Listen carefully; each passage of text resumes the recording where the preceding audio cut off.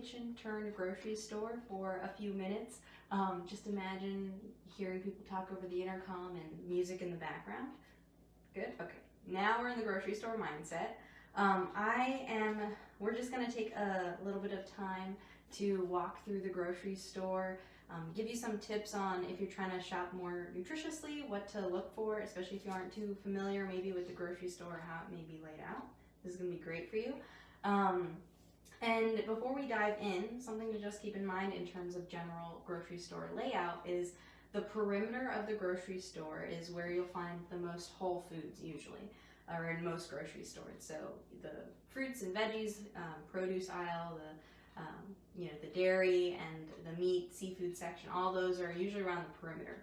So a good tip we like to give is just to try and fill up your cart with as much food from those areas as you can. Not like shopping in the center aisles is bad, but just something to keep in mind. And that's sort of what we're going to be, most of this tour will be going around this outside perimeter. But yeah, before we get into it, I made myself, or as we go through the store, I'll be picking up some ingredients for a recipe I'll be making at the end. So as I pick up ingredients, let me know, or let's see if you can figure out what I'm going to make, and if by the end you're right, let me know. So it'll be like a little guessing game. Okay, so I have the recipe that I know I want to make, and I have my shopping list. So that's another tip. Before you even head to the grocery store, make sure that you have planned out what you want to make for that week or 2 weeks.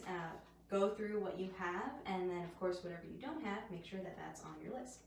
So our first stop is going to be the produce aisle. So here we have our little produce aisle, all the fruits and veggies and all types of things. Here you want to make sure, I always loved visiting the produce aisle when I was younger, just because of all the colors and different shapes, and it's kind of okay to like touch things and see how it feels. So I always enjoyed doing that. So here you just want to make sure that you're shopping for a bunch of different fruits and veggies, and try something new. Maybe, if you're planning on having broccoli one night, maybe try a different type of vegetable, or something that you are okay trying. A cool goal would be maybe to pick up a new thing every time you go to the grocery store, and you just try some new flavors. Another cool sort of tidbit is just it's kind of hard under the mask, but to smell the fruit, especially to see if it's ripe. If the peaches smell sweet or if the berries are sweet. It's usually a good sign that they're ripe.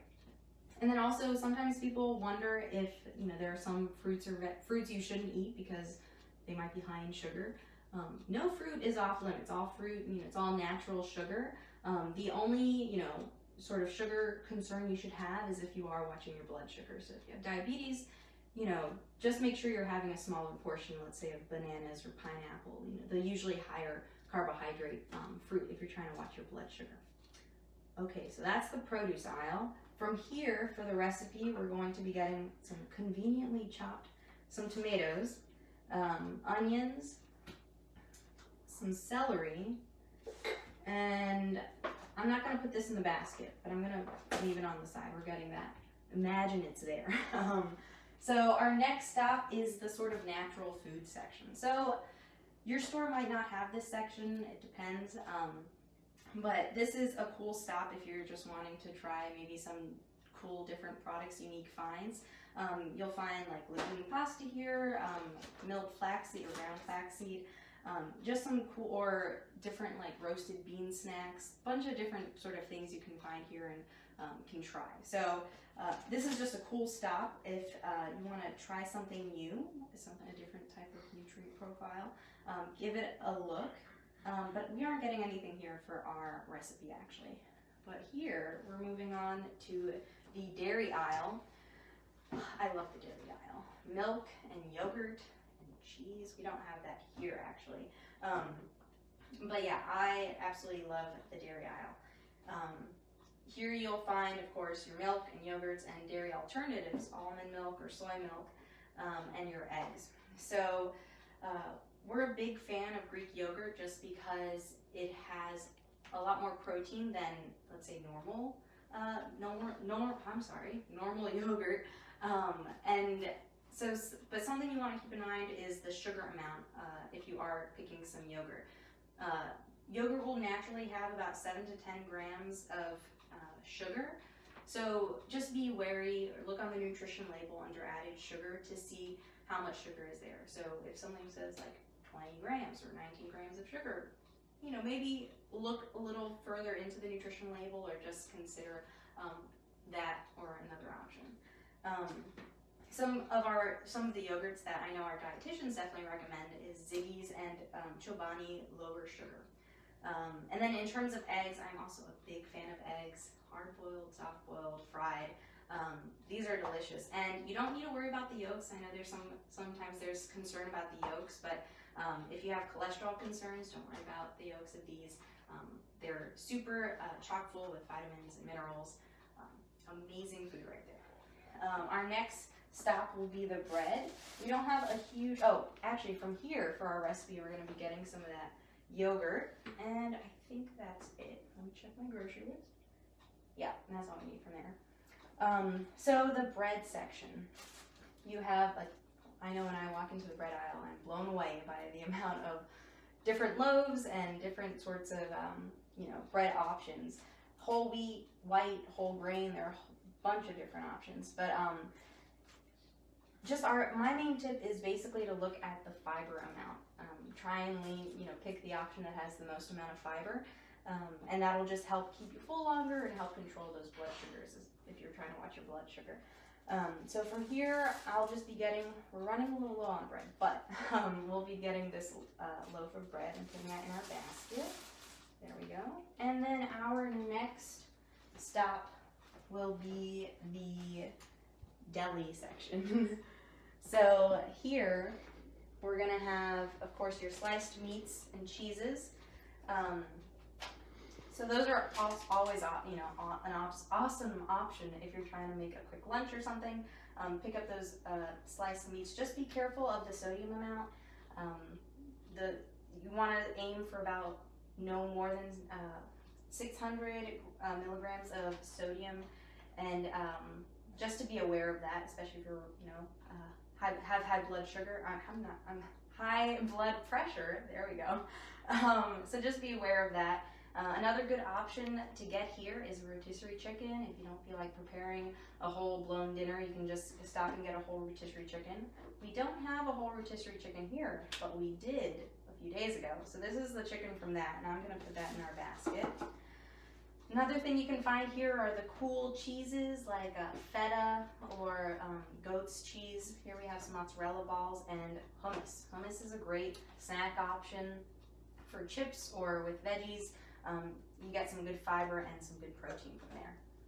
Okay, so we're going to be moving on to our meat section, which is in the refrigerator. I'm going to put my basket down. The meat section can seem pretty pricey, but a good tip I would suggest is just buying in bulk. So buying, using maybe half and then freezing the rest of it, and that way you can, use it later and it's right at home. You don't need to go to the store again, and you save more by buying in bulk. Try and steer clear from the really fatty meat. So go for the chicken or turkey or sirloin, pork chops. Those usually tend to be lower in fat. So those are some of our tips for the meat department. We're gonna move on down to the freezer. Here we have, of course, your frozen veggies and frozen fruit. Don't be scared for those. Those are great and a great option if you can't, put in time to cut and peel and clean fresh vegetables, and they are just as nutritious as their fresh counterparts. Another option in the freezer aisle is to get pre-prepared meals. That's another area you want to be careful of the sodium and salt amount. They can be pretty high in salt. So some meals we suggest would be Amy's meals. They're usually better on the sodium amount. And then going to our last section this represents the center aisle. So that's why there's such a mishmash of things here, pretty crowded. But yeah, here you can buy your beans, nuts, seeds. Nuts and seeds are great to as a snack. They're high in protein and healthy fats. You can eat it as a snack with some cheese, or maybe put some seeds on your oatmeal or in a smoothie or in a salad. There's so many options. And then in terms of oil, I know it can seem, there's so many oils out there. And right here we have Flax Cooking Oil, and this is, I believe, extra virgin olive oil. Olive oil I usually like to use for lower heat cooking. And then we don't have it, we actually just ran out, but avocado oil is really great for higher heat cooking. It has a higher smoke point. So that's in terms of oils. And then, of course, you're going to have your cereals and your oatmeals in the center aisles. Those are great just for managing blood sugar and making sure, and great for the fiber amount. Again, with these things, you just want to look out for the added sugar and make sure that there is plenty of fiber, or try and buy the option that has the most fiber. And of course, we, in our very small grocery store, we weren't able to cover all the different foods that you can find, but it was kind of a brief run through. So now we're gonna go ahead and make our chicken salad. So, oh, that's what it is. I guess you were gonna figure it out at some point. So what we're gonna take about half a cup of our rotisserie chicken. I think this is a little more than half a cup, so I'm going to put a little less than half a cup. So that's our rotisserie chicken. This is about 2 tablespoons of chopped tomatoes. Put that in there. Some onions. I love red onions. About 2 tablespoons. And then that celery we picked up, another 2 tablespoons. Bada bing, bada boom. Okay, so those are all of our pretty dry. Ooh, a little enthusiastic. Okay, those are our dry ingredients. Now, usually you put mayonnaise in like chicken salad or egg salad. Today, we're going to be using that yogurt we picked up. So we like to use Greek yogurt in our chicken salad, just because, like I said earlier, Greek yogurt does have more protein than regular yogurt, and definitely more protein than mayonnaise.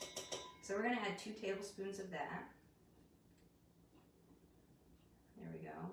And not to say you shouldn't make a chicken salad with mayonnaise, but the yogurt and all the other ingredients we put in help it have a more interesting nutrient profile. So definitely more nutrient dense, especially if you're trying to get a more substantial meal, in your stomach, on the table, for the kids, whatever. Trying to go for something that's a little more substantial like that. Then I'm just going to put some pepper in it. Now this is a pretty thick chicken salad, and I probably should have shredded the chicken a little better.